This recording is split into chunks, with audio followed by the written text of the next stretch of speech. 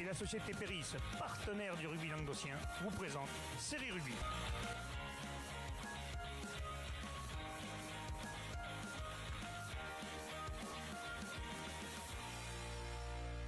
Bonjour à tous et bienvenue sur Série Rugby, votre émission consacrée au rugby languedocien de la Régionale 3 à la Fédérale 1 même, avec mes serial chroniqueurs. Salut Doudou. Salut Bibi. Salut Walter. Ouais, il faut reprendre la place. Ouais, c'est clair. En plus, Alain d'habitude il a son gros coussin rouge là, pour son popotin. Moi on me l'a enlevé. Bon, c'est pas grave. Mais... plus de place que toi d'habitude. Ça, ouais, il est occupé ce soir donc bon, ouais, voilà, on va essayer de la faire sans lui. On devrait y arriver quand même. Oui. C'est pas sorcier. Oui. On va parler des résultats qui se sont passés ce dimanche. On jouait la 8e journée pour nos équipes de Régional et on attaque de suite avec les équipes de Régional 3. Allez, Régional 3, la poule 1.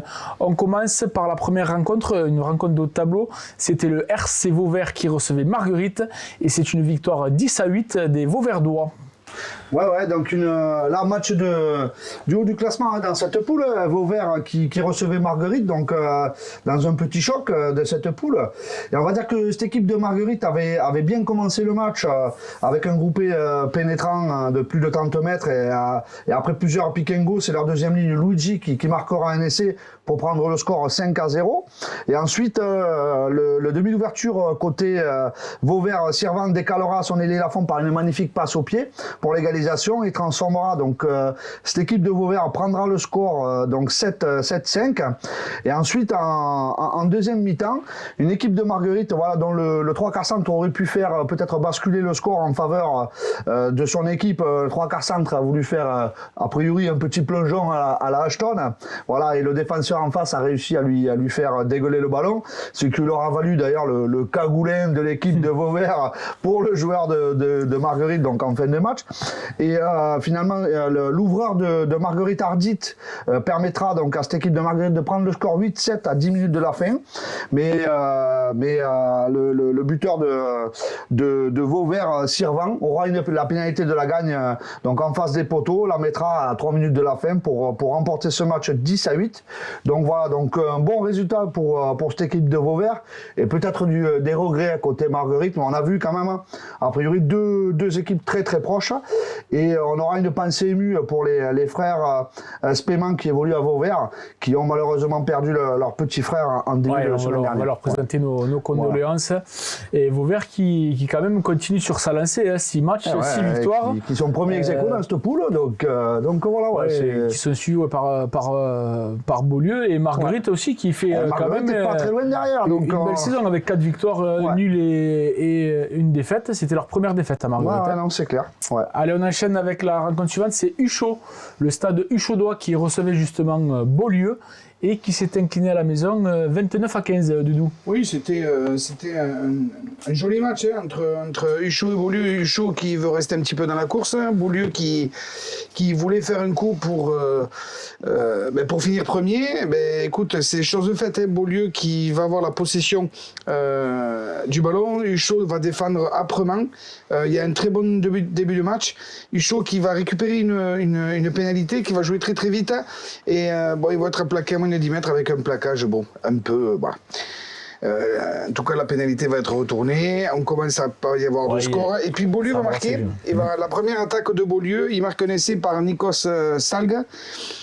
Huchot répond tout de suite par une pénalité de Canino et puis Beaulieu va rendre l'appareil. Donc on voit quand même deux équipes qui vont qui s'entrechoquent. Ils s'entrechoquent tellement qu'à la 20e il va y avoir une petite échauffourée qui va mener un carton jaune à chacun. Donc ça va calmer tout le monde et on va pouvoir reprendre le jeu. Juste avant la mi-temps, Beaulieu qui va marquer un essai par Sanchez à la 36e.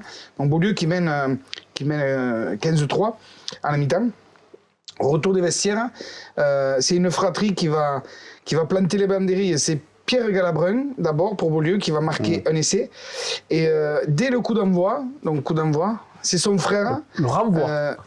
le coup de renvoi, pardon, oui. C'est son frère, Henri, qui va marquer un essai.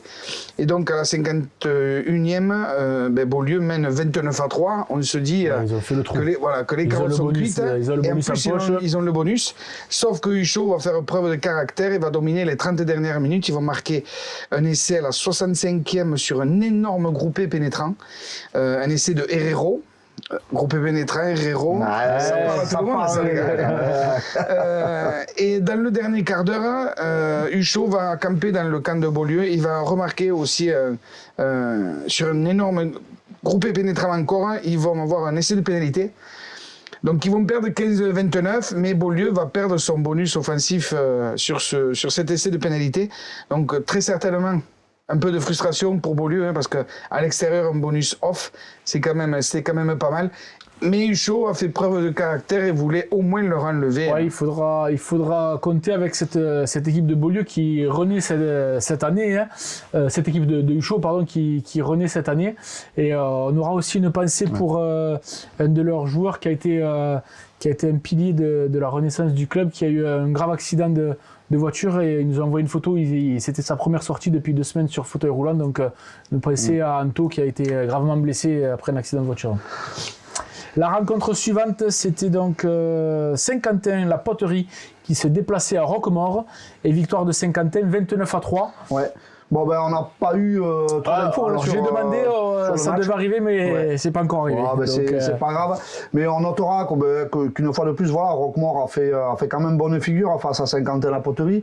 Et puis Saint-Quentin la Poterie a respecté cette équipe, s'impose avec le bonus offensif à l'extérieur. Donc je pense que c'était 5 essais à 0. Roquemaure était 18 sur la feuille, mais ils ont honoré le contrat quand même. Toujours, encore et toujours, on ne cesse de le répéter. Bravo à eux, et bravo surtout à Saint-Quentin qui fait le bonus. Un petit point sur le classement. Donc Beaulieu, premier, égalité avec Vauvert 26 points, suivi par Marguerite 22 points, Vendargue 16 points, Huchot qui est juste derrière à 10 points, Saint-Quentin-la-Poterie 9 points, Beaucaire 6 et Roquemaure malheureusement toujours à 0. On va passer à la poule 2 maintenant. La journée toujours 8, Bessan qui recevait la Grande Motte, et c'est une victoire bessanaise 23-14. La bande à manquer qui continue sur sa belle dynamique. Ouais, belle dynamique. Et puis il fallait y rester, puisque en gagnant quand même, je pense qu'ils avaient sorti un petit peu les calculatrices. En gagnant, ils restaient dans les 4. Donc ça pouvait être intéressant pour le stade bessanais qui recevait à la maison une équipe de la Grande Motte qui est loin d'être morte quand même, qui est milieu de tableau, et qui elle aussi peut-être très certainement avait des ambitions parce qu'ils auraient pu raccrocher ce premier train. Bessan, les 20 premières minutes, va énormément dominer, mais va manquer de réalisme. Ils vont rater 2 pénalités. Il y a Anto Figueras qui fait un soliste là, mais qui oublie le ballon. Enfin, il ne marque pas, alors que la Grande Motte, sur une seule possession, va marquer un bel essai. Et donc va passer devant au score 7-0. Dans la foulée, Bessan continue de dominer les débats et marquera un essai par leur capitaine Valérien Roque, qui sera transformé par Ludo Brandon. En toute fin de première mi-temps, c'est encore Anto Figueras qui passe un drop pour passer devant, 17 pour Bessan à la mi-temps. Ouais, c'était serré quand même. C'était chaud. Ouais. En deuxième mi-temps, la physionomie reste la même. Bessan domine largement, mais trop de maladresse font qu'ils n'arrivent pas à marquer. Alors que les Sharks vont à nouveau scorer sur unique possession. Ouais, 2 essais, 2 possessions, 2 essais, c'est pas mal. Exactement. Bon, Bessan va quand même finir par marquer un essai de plus par Ibanez et 2 pénalités par Delpech. À noter un match dans un très bon état d'esprit. Bon, une minute de silence en l'honneur de Thomas, bien entendu. Il y en a eu sur plusieurs terrains. Il y en a eu sur plusieurs terrains, c'est notre débat. Comme tu disais, oui, la bande à maquet qui continue. Et petit clin d'œil aussi, ils ont voulu quand même saluer le président, Olivier Ruiz, qui a fait une très très belle percée de 30 mètres. Il a traversé le terrain. Voilà. Il y a un mais, c'est que sur un 2 contre 1, il a jeté un parpaing. Alors, moi, il ne faut pas se moquer de gens comme ça, parce qu'on est dans le milieu amateur. Peut-être que la veille, il a justement fait une clôture. Et donc, il s'est rappelé des parpaings et pam, il a balancé un parpaing. Je pense qu'il peut y avoir des circonstances. J'espère que, Olivier, tu vas pouvoir nous dire ce qui s'est passé exactement, parce qu'il y a des mecs qui te chambrent alors que peut-être, tout simplement, t'avais oublié que t'étais pas sur une clôture, quoi. Voilà. C'est ça. Allez, la rencontre suivante, c'est Cruzy-Saint-Chinian qui recevait le stade Montpellier-Reims. Ça s'est joué samedi soir. Ouais. Et Cruzy-Saint-Chinian s'est imposé avec le bonus 37-17. Ouais, une équipe de Cruzy-Saint-Chinian 40 qui a bien démarré le match avec un essai de Mathis Bunel. Et les visiteurs vont répondre assez rapidement avec une pénalité de Moulin et un essai de Parnot pour prendre le score 10-5. Mais un nouvel essai de Bunel pour remonter à 10-10 côté Saint-Chinian Cruzy 40. On voit les images des essais. Voilà. Ça, c'est d'être l'essai de Montpellier, justement. Montpellier, ouais, c'est ça. Avec l'essai sur le rebond capricieux. on le Puis voit, là, on voit l'essai de l'ailier Bunel. En bout de ligne, ouais. Ça, c'était déjà son deuxième. Hein. Ouais, c'est ça. Il en aura marqué 3, il me semble. C'est ça, donc une pénalité joueur à la main qu'on va voir là. Et amènera le troisième essai de Bunel en première mi-temps, donc un triplé. Ah ouais, voilà. Il était prolifique. Non, c'est ça. Et à la mi-temps, une pénalité de Tony Calmel leur permettra de passer 20-10. Et un nouvel essai donc, du numéro 8, Laguille, pour prendre le score 27-10, comme on le voit. Et ensuite, Montpellier plantera un essai par Moreau pour revenir au score à 27. Ah oui, belle percée là. Ouais. Hop, joli. Oh, belle. Un beau slalom, ouais. Et ils vont réussir à Ça s'est joué où? À 40. Ça, c'est le stade de 40. Ouais. Oui, c'est ça. Donc voilà, pour 27-17, et puis une pénalité de Calmel, 30-17, et un dernier essai de Aguilar pour assurer le bonus offensif à cette équipe. Non, c'est pas le stade de 40, ça. Je t'ai dit des bêtises. Non, c'est pas 40. C'est pas Saint-Chinian non plus. Hein. Eh bien, c'est à Cruzy alors. Il y en a 3. Ouais. Attends, je vais te le regarder, mais. Et donc une belle victoire de cette équipe de Cruzy-Saint-Chinian 40 qui s'impose avec le bonus offensif 37-17. Donc voilà, qui confirme sa première place et son leadership dans cette poule. Et voilà, il y a noté la réserve aussi, la victoire de la réserve qui a gagné 33-10 avec le tout jeune Fredo Martin. Ah oui, encore, toujours. Encore et supporte toujours. ce nom. Fredo, c'est un mec bien, mais quand j'entends ce nom chaque fois, ça me file des... C'est mince alors. La rencontre suivante, c'est 2005. Tu t'en rappelles bien. Ah ouais, celui-là m'a tué. Villeneuve-les-Maguelones, la rencontre suivante qui recevait Marseillan et victoire de Villeneuve-les-Maguelones 18-8, Doudou. Oui, ben c'était... Je pense encore à Fredo là. Allez, pardon, excusez-moi. Oui, écoute, Marseillan hein, qui est quand même dans le dur, mais qui a quand même montré du caractère face à cette équipe de Villeneuve-les-Maguelones, l'équipe de Villeneuve-les-Maguelones qui devait impérativement gagner pour pouvoir encore rester dans ce quintet. Ils sont accrochés, Et donc ils ont été bon alors. Ils se sont accrochés, mais ils ont été accrochés puisque c'est Marseillan qui va inscrire le premier essai par Buet à la 11e minute. Il va falloir attendre la moitié de la deuxième mi-temps pour revoir Villeneuve-les-Maguelones repasser devant grâce à une seconde pénalité de Kiblier. Donc 6-5 à la pause. Donc, c'était quand même bien serré là. Ouais, c'était très serré. Ouais. Marseillan a dû quand même s'accrocher de façon quand même pour qu'il y ait 6-5. En tout cas, bon, il repasse devant. Villeneuve-les-Maguelones, Marseillan repasse devant grâce à une pénalité de Vincent Millet à la 46e.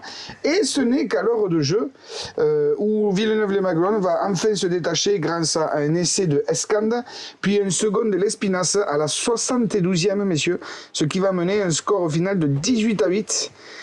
Donc c'était vraiment pas fait, vraiment pas fait. Probablement aussi que l'apport du banc en deuxième mi-temps a aidé Villeneuve-les-Maguelones à se détacher de Marseillan. Et tant mieux pour cette équipe de Villeneuve-les-Maguelones parce que ça aurait été quand même, sans injurier Marseillan, ça aurait été quand même un énorme faux pas pour cette équipe de Villeneuve-les-Maguelones. Il n'y a pas eu de piège, mais attention. La rencontre suivante, c'est Metz qui recevait Frontignan pour un petit derby du bassin de Thau. Là, je pense que c'est un vrai derby. Et ce sont les Frontignanais qui sont allés s'imposer 29-11. Ouais, c'est ça, du côté de Metz. Donc un match très haché entre deux équipes. Voilà, on nous signale un très bon état d'esprit de deux côtés. Mais quand même, 2 rouges et 1 jaune pour Metz. Donc en première mi-temps, je trouve ça assez paradoxal. Se sont rendus coup pour coup. Bon, voilà, à noter un léger énervement. Léger. Un léger énervement qui vaut 2 rouges et vilain jaune. Voilà, il était léger, heureusement qu'il était léger. Donc, a joué à 12 contre 15 donc, en deuxième mi-temps. Et ensuite, l'équipe de Frontignan qui prendra 2 jaunes pour finir le match à 13 contre 13. Ils vont rééquilibrer un peu la balance. Voilà, pour rééquilibrer un peu. Donc, côté Frontignan, on aura eu 2 essais de Ruiz et Lalec, 2 transformations et 5 pénalités de Carreno. Et Frontignan, un essai de Cadena et 2 pénalités de Chalier côté Metz. Donc, voilà, une belle victoire de Frontignan qui conforte sa deuxième place dans cette poule. Ouais, justement, au classement, c'est Cruzy-Saint-Chinian 40 qui continue la course en tête avec 30 points, suivi par Frontignan 26 points. Derrière, Salagou qui était exempt ce week-end, 22 points. Bessan, 21 points. Ils ont vraiment fait le trou là. Ouais, là, c'est bien détaché. Villeneuve-les-Maguelones, 18. Et c'est après où c'est un peu plus loin. Donc, la Grande Motte à 13. Metz, 11 points. Stade Montpellier, 7 points. Et Marseillan, un seul petit point. On continue avec la poule 3. Donc, poule 3, premier résultat, c'était le Céotoche Corbière qui recevait Cabestany et victoire des Sangliers, 36 à 13. Ouais, bonus offensif pour Toche Corbière. Un match qui s'est déroulé dans un très bon état d'esprit, avec un très bon arbitrage de monsieur Charlie Lautier. Il faut le souligner.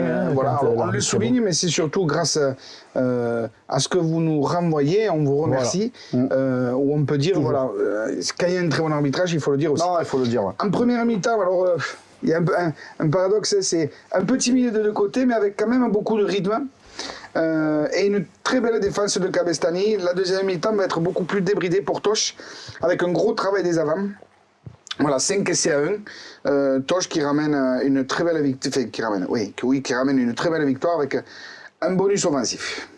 La rencontre suivante, c'était un petit choc entre Limoux, le leader, qui recevait Ponteilla, un des bons prétendants de cette poule, et victoire de Limoux, toujours invaincu, 20 à 15, Walter. Ouais, donc une victoire de Limoux, mais qui aura mis vraiment longtemps à se dessiner dans ce match, parce que Ponteilla n'est vraiment pas venu en victime du côté de Limoux. Bon, on le sait, Ponteilla, voilà, on connaît toujours charmant leur peau. On connaît leur valeur. Je sais qu'ils avaient eu un faux pas à domicile, donc je pense qu'ils ont envie d'aller chercher quelque chose à l'extérieur, ce qui est normal. Donc voilà, et puis je pense qu'ils étaient peut-être pas très très loin d'aller faire un petit coup du côté de Limoux. Donc bon, cette équipe de Ponteilla qui prendra un rouge sur un plaquage haut non maîtrisé, donc en première mi-temps, mais qui tournera quand même un 9-6 à la mi-temps. Donc voilà, et puis à une de moins, c'est quand même à 14 contre 15. Donc voilà, et du côté de Limoux, donc ils seront revenus dans le match en deuxième mi-temps avec un essai de Yann Morelec transformé et le deuxième ligne d'un jour Pierre Pfister aussi. Donc et Ponteilla attrapera le bonus défensif avec une pénalité à la 80e pour revenir à 20 à 15. Donc voilà une belle victoire de Limoux, mais poussive quand même, et puis un très bon bonus défensif pour cette équipe de Ponteilla sur laquelle il faudra compter encore. Hein. Ouais, Ponteilla qui a uniquement marqué des points au pied par leur buteur Juni, qui a marqué 5 pénalités. Qui ont eu des essais refusés aussi, donc ils s'en mordaient un peu les doigts, mais bon, à une de moins toute la rencontre, c'est un peu plus compliqué. C'est clair, ouais. Il faudra compter avec eux, comme tu l'as dit. C'est ça. La rencontre suivante, c'est Corbière-Maritime qui recevait l'Entente du Haut-Val-Espire. Et ce sont les Catalans qui sont allés confirmer leur bonne série et s'imposer 27 à 17. Oui, ils ont confirmé leur bonne série, mais oui, ils ont été aussi perturbés par cette équipe de Corbière-Maritime qui n'a absolument pas envie de mourir.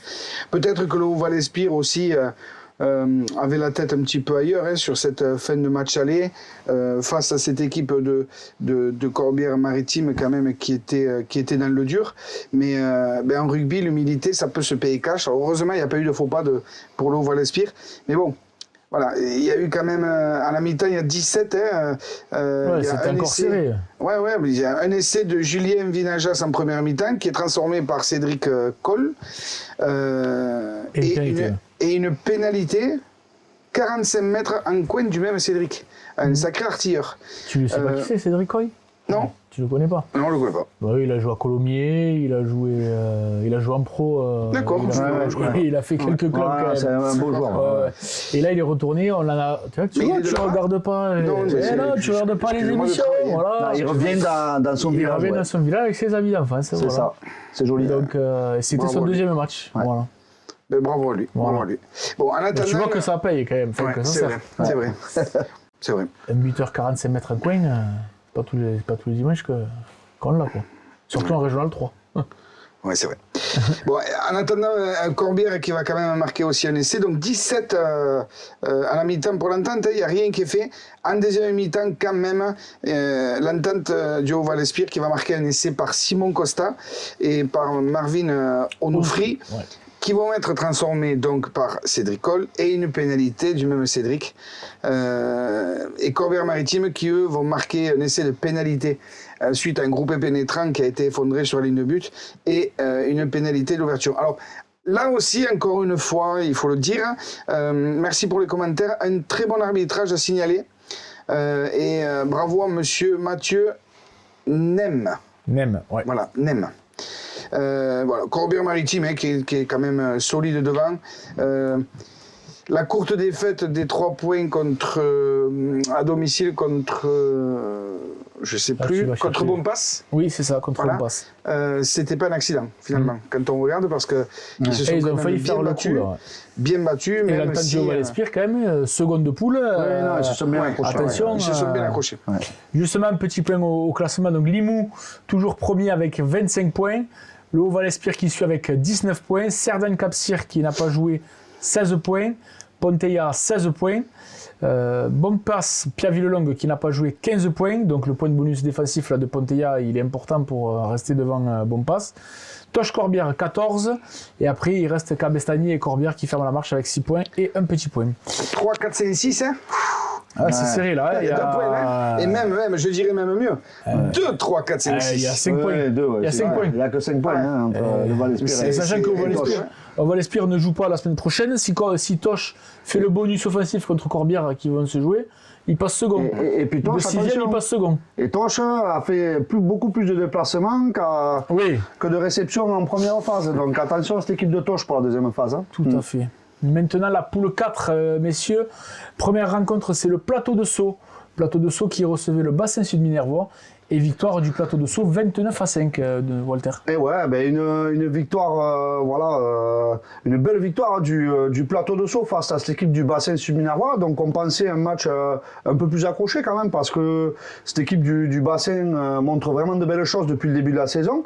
Mais voilà, mais le Plateau de Sceaux, on le sait, c'est toujours très compliqué d'aller y gagner. Et puis je pense que l'hommage à Florence Adourny, un ancien joueur et capitaine des Rouges et Blancs, en début de match, je pense qu'on aura galvanisé cette équipe du Plateau pour lui rendre un dernier hommage. Donc voilà, une équipe de Plateau qui, comme d'habitude, s'est appuyée sur la botte de Marceroux. Je pense que on en parle depuis le début de la saison, on en parlera jusqu'à peut-être tard dans la saison. Ben, c'est comme Cédric Coy à l'Entente Val-Espire, quand tu as des joueurs comme ça, il faut les utiliser. Ouais, quand on a un buteur de cette trempe, c'est vraiment une arme non négligeable dans une équipe. Donc voilà, il a encore marqué 15 points. Je pense qu'il doit être à 15 points de moyenne depuis le début de la saison. Donc voilà, non, mais une équipe du Plateau qui a remarqué 2 essais, qui menait déjà 26 à 0 à la 28e minute, donc avec 2 essais de Mestre et de Georgie, en envoyant du jeu en plus derrière. Donc voilà, une équipe du Bassin qui a été prise à froid, on va dire. Et puis après, en deuxième mi-temps, le jeu s'est équilibré. Donc je pense qu'avec le banc du Bassin, il est rentré de Balme, Escarguel, Suquet, je pense que ça a insufflé un nouveau, voilà, un peu de peps du côté du Bassin. Ils marqueront un essai par Clément Gras, mais l'inévitable Marceroux clôturera le score à la 80e avec une dernière pénalité pour s'imposer 29-5. Donc voilà, une belle victoire du Plateau de Sceaux qui confirme pour un club qui se réveille après une mise en sommeil, second, juste un point derrière le leader. C'est un très beau début de saison de cette équipe du Plateau de Sceaux. Ils avaient quand même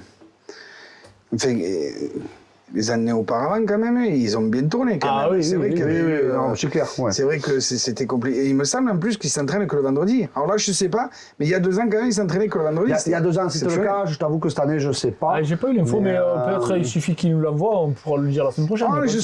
Je pourrais avoir l'info demain. Ah, non, bah, tu me le diras. Je vous le dirai. Je vous le faut pour vendredi maintenant. Allez, la rencontre suivante, c'est Nissan Colombier qui recevait Vinassan. Et victoire de Nissan Colombier, 19-15. Oui, ben écoute, un match qui s'est passé dans de très bonnes conditions, hein, pas de vent. Une très belle équipe de Vinassan, en tout cas, qui a quand même posé beaucoup de problèmes à cette équipe de Nissan. Chacun a eu sa mi-temps. Une première mi-temps pour Vincent avec 2 essais de Mur et Fernandez. Plus les poèmes au pied d'Artaud. Et puis en deuxième mi-temps, c'est Nissan qui va avoir sa mi-temps. Et ils sont restés sur le même rythme. Vincent baisse un peu en seconde, ce qui fait passer le curseur à Nissan. Voilà, surtout que Nissan, chaque fois qu'ils sont rentrés dans le camp de Vincent, a été ultra réaliste. Et d'ailleurs, il y avait Renault qui n'est plus le chat noir de Vincent, parce que ça faisait 3 ans qu'à chaque fois que Renault allait faire Nissan, il perdait. L'entraîneur de Nissan, il m'a dit c'est bon, il peut revenir maintenant qu'on a regagné. Il m'a cherché la dernière interview qu'ils avaient fait pour une victoire. Hein. Et donc on avait l'interview de Alain et du capitaine et des entraîneurs. Bonjour mesdames, messieurs, nous sommes au stade de Colombier où nous avons vu la victoire de Nissan Colombier sur l'équipe de Vincent sur le score de 19-15. Avec moi le capitaine Johan et les entraîneurs Pascal et Mathieu. On va commencer par le capitaine. Johan, il a fallu se le gagner ce match mais surtout vous avez été hyper réaliste. Chaque fois que vous êtes rentré dans le camp de Vincent, vous avez scoré. Oui, il fallait l'être parce que grosse équipe de Vincent. Nous, on s'est préparé à un gros match et on l'a vu.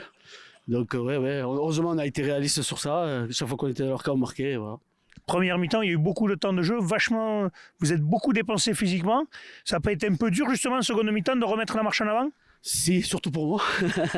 non, mais après on a un gros groupe de jeunes très vaillants, très en forme, pas comme moi. Mais ouais, si, ça. Parce que t'es jeune, patate, c'est ça? Ouais, c'est ça, 38 ans, ouais, c'est ça, c'est jeune. Tu te régales avec Pascal, un entraîneur, je suppose, satisfait. Parce que gagner ces matchs-là, c'est important, c'est des concurrents directs. Et vous avez mis, on peut dire, la manière, parce que chaque fois que tu rentres dans le camp, tu scores, que demander de mieux? Oui, que demander de mieux. C'est sûr qu'on avait mis l'accent sur l'état d'esprit, qu'on n'avait pas eu trop à Lurang. Donc ça, c'était important aujourd'hui d'avoir un très bon état d'esprit, de rien lâcher. Bon, une première mi-temps où on n'a pas le ballon, on ne fait que défendre. Eux mettre beaucoup de rythme. Franchement, très belle équipe de Vincent. En seconde mi-temps, nous, on garde le même rythme que sur la première, mais eux baissent de rythme, heureusement pour nous. Et on arrive à chaque fois qu'on va dans leur camp à scorer. C'est ce qui a fait la différence. Voilà, mais très belle équipe de Vincent, franchement. Peut-être, Mathieu, le coaching a été mieux pour vous que pour eux. On a senti que justement leur coaching a fait défaut. Vous, votre coaching vous a apporté un plus. À la fin, ils ont failli vous faire un coup, ils ont failli marquer l'essai à la dernière seconde. Vous en sortez bien, c'est un bon match. C'était important cette victoire à domicile. Ouais, comme on leur a dit là dans le rôle, c'est vraiment l'image qu'on voulait donner en seconde mi-temps, surtout l'état d'esprit. On n'a rien lâché. On se fait transpercer, Ortega de 20 mètres, il vient, il le rattrape. Derrière, on ne se consomme pas. On fait la ligne, on monte et il dégueule le ballon. C'est l'état d'esprit, franchement, qui nous. Aujourd'hui, qui a été vraiment très bien. Après le coaching, je ne sais pas si ça a été... Mais on a essayé de faire au mieux. Et ça nous a donné raison, donc on est content aujourd'hui. On va passer une bonne soirée ce soir, je pense. On va dire que c'est l'esprit d'équipe, c'est le plus important, non, Johan? Plutôt que d'avoir des stars ou des mecs qui se prennent pour d'autres, avoir une groupe de copains qui ont envie de faire quelque chose, non? Nous, depuis l'année dernière, on s'est construit avec un groupe de jeunes. On est devenus très, très copains avec le titre qu'on a eu. Et on te fatiguait, quoi? Ouais. Moi, j'avoue que j'en peux plus. Mais bon, il me donne envie encore, donc c'est cool. Eh bien, vous souhaitez une bonne saison, messieurs. Je vous remercie. Je vous rappelle la victoire de Nissan Colombier sur l'équipe de Vincent sur le score de 19-15. Merci. À bientôt. Ouais. Allez, donc cette victoire de Nissan Colombier qui leur permet de revenir à hauteur justement de Vincent. Ouais. La dernière rencontre, c'était... Attends, j'aimerais bien dire un truc, mais j'ai pas fini. Ben oui. Excusez-moi. Apparemment, alors, c'est ce que j'ai entendu, le jeune trois-quarts centre Murat aurait tombé le dernier ballon à la dernière seconde. Ah. Ouais. Oui, c'est ça. C'est possible. Ils ont la balle de la gagne. Le ballon de la gagne. En fait, j'ai entendu ça en off, mais je dis qu'en off, et justement, tiens, un petit message pour mes amis vincentais. Ce serait bien sympathique qu'on ait des commentaires, parce que j'aimerais parler de vous. On aimerait parler de vous. Et puis ça m'éviterait d'avoir des appels téléphoniques à 22h le soir pour me dire qu'on n'aime pas Vincent, parce que j'adore Vincent. Nous on attend juste ça, hein, moi aussi je l'attends. Tous les résumés qu'on vous fait, c'est les messages qu'on nous envoie. Donc, petit message sans polémique, envoyez-nous quelque chose. Un petit SMS, ce que vous voulez. Qu'on puisse parler de vous. En plus, on a toujours aimé Vincent, non? Vous avez intérêt d'ailleurs d'aimer Vincent. Oui. Mais voilà. Petit message. Et comme ça, l'ami qui m'a téléphoné à 22h30, je l'appellerai à 22h45, je lui fais un petit clin d'œil à l'autre. Allez. La rencontre suivante, c'était Clap Plage Armissan qui recevait Lurang. Et grosse victoire bonifiée des Lioranais, 48-0 à l'extérieur. Ouais, non, mais là, on le voit petit à petit, Lioran est vraiment en train de monter en puissance dans cette poule. Donc voilà, donc après leur belle victoire sur Nissan Colombier, donc là, ils s'imposent 48-0 face à cette valeureuse équipe de Clap Plage. Le duo d'entraîneurs qui est maintenant bien en place, ça commence à porter ses fruits. Ouais, ça commence à porter ses fruits. Ils menaient 22-0 à la mi-temps pour s'imposer 48-0 face à une équipe qui n'aura jamais rien lâché dans ce match. Donc voilà, donc avec de doublés de Thibaut Robin, Vivien Cobé, un essai de Meyer, Jourdas et Orosman qui amèneront le score à 48-0. Ouais. Donc voilà, une belle victoire de Lioran qui aura respecté cette équipe de Clap Plage Armissan. Et voilà, qui malgré leurs difficultés, voilà, ne lâche rien sur le terrain. Et moi je continue à les encourager parce que c'est pas évident. Et voilà, et puis en plus il y a une belle réception d'après-match, donc voilà, le rugby en sort grandi. Ouais. Un petit point sur le classement. Canet qui est toujours premier avec 22 points, qui n'avait pas joué ce week-end. Plateau de Sceaux 21 points, Bassin-sur-Minervois 19 points, Vinassan, Nissan et Lioran à 15 points. Là ça se resserre pas mal. Cône à 9 points et Clap Plage toujours à 0. Ouais. On va passer maintenant au match de Régional 2. Régional 2, la poule 1, toujours la 8e journée. Première rencontre, c'était Bédarieux. Bédarieux qui recevait Saint-Gély-Pic-Saint-Loup et victoire 22-16 des Bédariciens à la maison.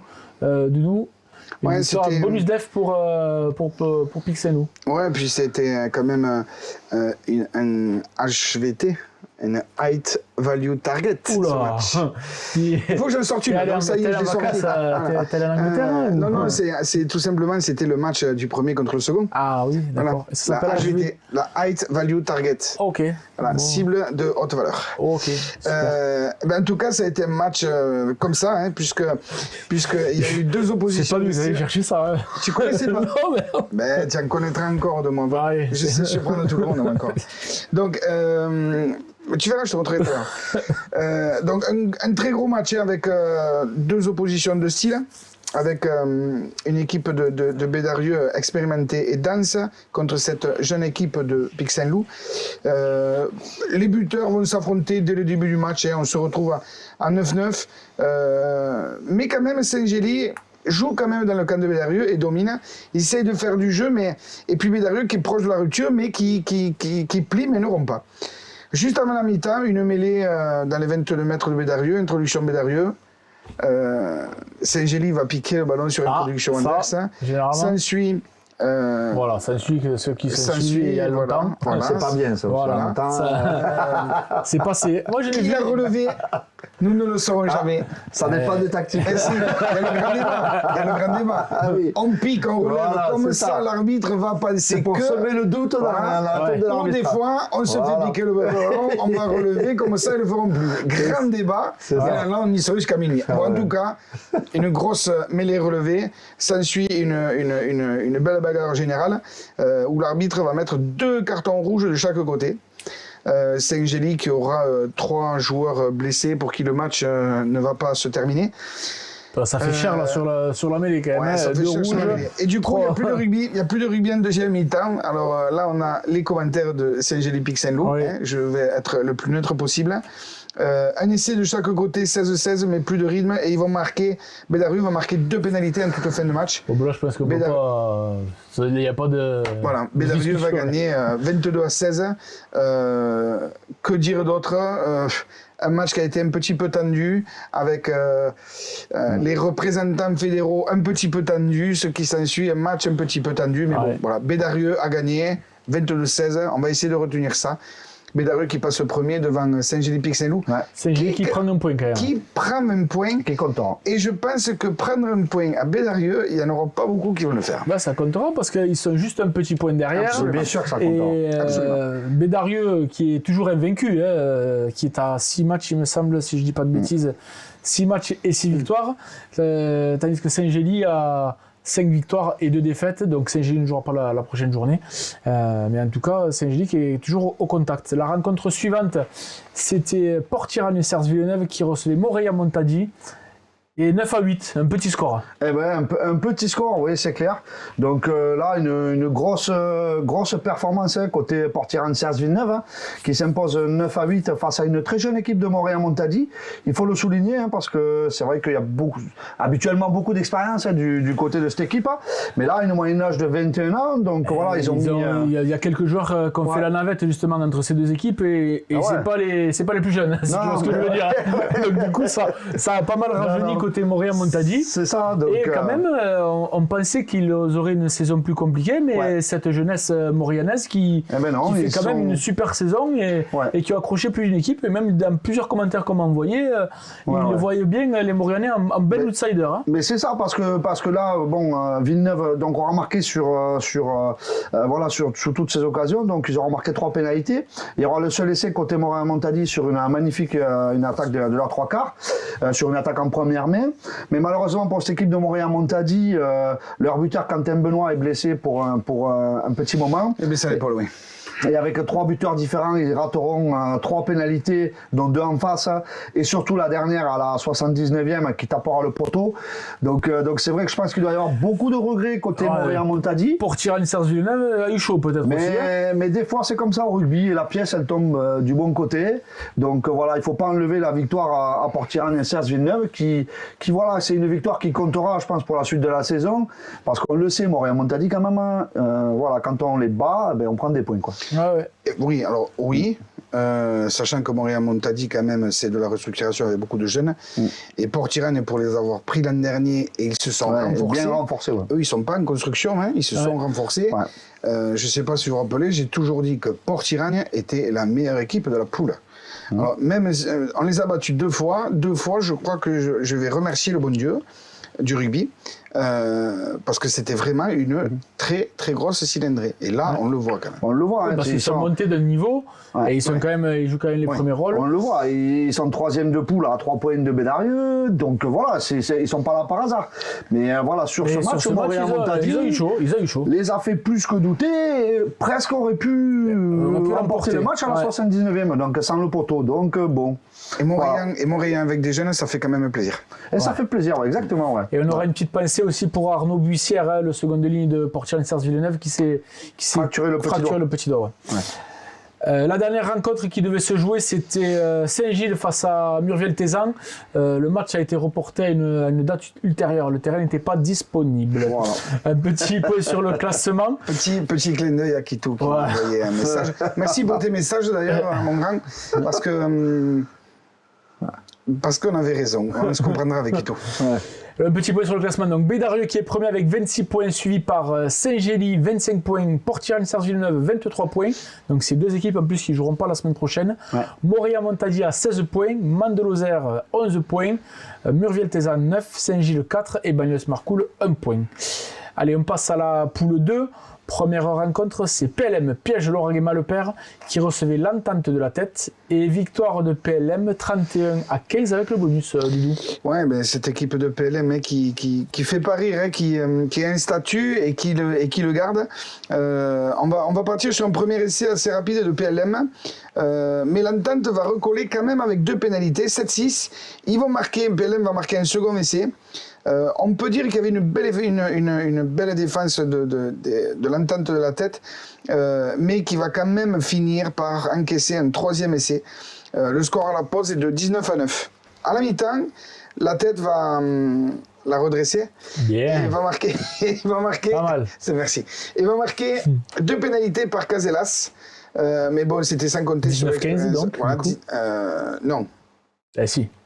Oui, 19-15, pardon. Oui, 19-15. Mais c'était sans compter sur la maîtrise de PLN, qui va faire la différence en fin de rencontre avec 2 essais supplémentaires qui portent la marque en 31-15. Bonus offensif. Voilà, une solide équipe sans s'affoler, qui a su gérer son match, qui a accéléré quand il le fallait, même si c'était face à de valeureux jeunes joueurs catalans. Et puis voilà, un match très très agréable à regarder, il faut le souligner. Les jeunes catalans qui continuent d'apprendre, les PLM c'est expérimenté, et ils savent ce genre de match, ils les laissent pas passer, quoi. La rencontre suivante, c'était l'Union catalane qui recevait Ouveillan Cuxac-Salel. Et c'est l'US Autre-Chose qui recevait Mias. Et victoire de l'US Autre-Chose de Mias, du coup, je me suis amoureux. Ouais, Mias, ouais. Mias avait le bonus 26-9. Ouais.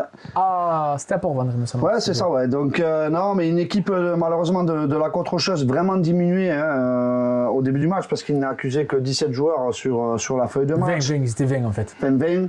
Voilà, et avec notamment Jérôme Berger, 42 ans, qui a rechaussé les crampons pour ce match. Jérémy Fabre, l'ancien capitaine, qui a rechaussé aussi. C'est ça, donc comme il disait, le capitaine s'amusait à dire que chaque ligne, ça faisait un siècle d'âge. Donc côté qu'autre chose. Donc voilà, je pense qu'ils n'auront pas démérité dans ce match. Mais bon, on le sait, Mias, depuis le début de la saison, a de grosses prétentions. Donc voilà, on tourne à 14-6 à la mi-temps. Donc ils se sont vraiment accrochés. Donc Mias marquera un essai avec Lech à la 21e. Liek à la 21e et prendra vraiment définitivement le score en deuxième mi-temps avec deux nouveaux essais de Fardo et de Gali. Donc voilà, pour s'imposer avec le bonus offensif. Donc Mias justifie son statut, mais il faudra tirer un coup de chapeau à cette équipe de la Côte-Rocheuse, voilà, qui n'a rien lâché. Voilà, malgré tous ces anciens et tout ça, voilà, ils se sont vraiment accrochés. Un derby engagé mais correct, zéro carton, mais c'est ça. Il faut souligner l'état d'esprit des deux équipes sur ce match. À noter aussi qu'il y avait 3 seniors qui sont en première année qui sont montés côté Mias. Donc c'était Joan Grando, Thibaut Asensio et Raphaël Coll, qui ont fait des belles Faut pas oublier parties. que c'est un gros club formateur, Mias. On oublie de le dire, mais bon, voilà, c'est important. Ouais. On en vient donc à l'Union catalane qui s'est imposée 35-33 face aux Audois de Ouveillan Cuxac-Salel, Doudou. Ouais, sacré score. Première victoire pour l'Union. Sacré score, 35-33. Je pense que les spectateurs ont dû se régaler. On ne peut pas considérer ça pour cette équipe d'Ouveillan, c'est quand même une contre-perf. Parce que l'Union catalane, je ne sais pas s'ils avaient gagné un match. Non, c'est leur première. Leur première. Voilà, et ça aurait pu détacher cette équipe d'Ouveillan Cuxac-Salel véritablement à la 3e place.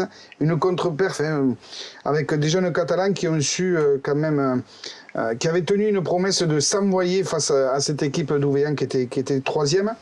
Il y a eu un sacré chassé-croisé. À la mi-temps, quand même, Ouveillan mène 20-9 grâce à 2 essais de Roujas et Rémy et les points au pied de l'ouvreur Rémy, justement. Contre 3 pénalités de l'Union catalane. En seconde période, les Catalans ne vont pas céder à la panique et vont contribuer à accentuer la pression.